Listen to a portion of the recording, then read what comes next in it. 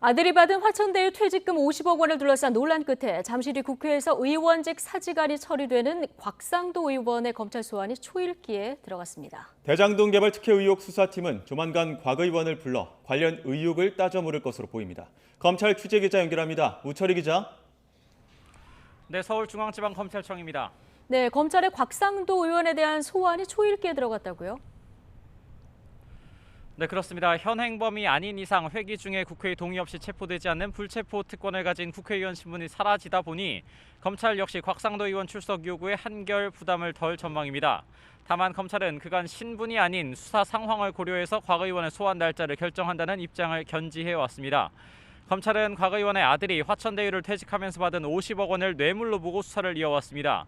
그런데 최근 들어서는 특히 하나은행과의 연관성 규명에 주력하는 모습인데 뇌물 대신 특정 경제범죄가중처벌법상 알선 수재 혐의를 적용하는 방안도 검토 중인 것으로 알려졌습니다.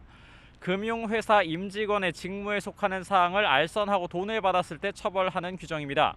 하나은행은 대장동 개발 사업자인 성남의뜰 컨소시엄의 화천대유와 함께 참여했습니다.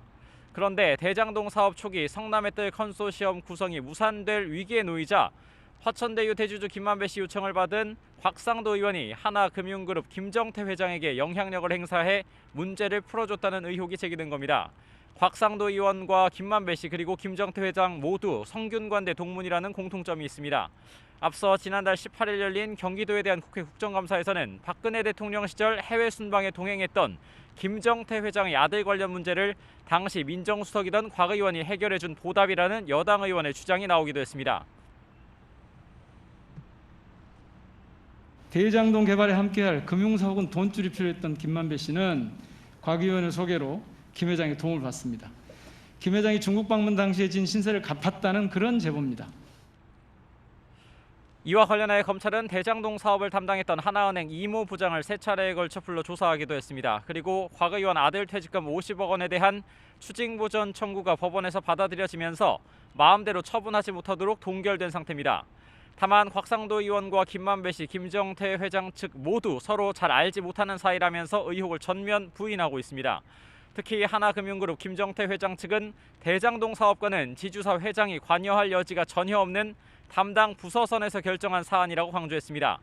검찰은 최대 구속기한인 오는 22일 전까지 김만배 씨를 재판에 넘겨야 하는 만큼 조만간 곽상도 의원을 불러 조사할 방침입니다. 이런 가운데 김만배 씨에 대한 조사도 차질을 빚고 있습니다. 어제 개인 사정을 이유로 조사하지 못했는데 김 씨는 오늘도 검찰의 출석 요구에 응하지 않은 것으로 확인됐습니다.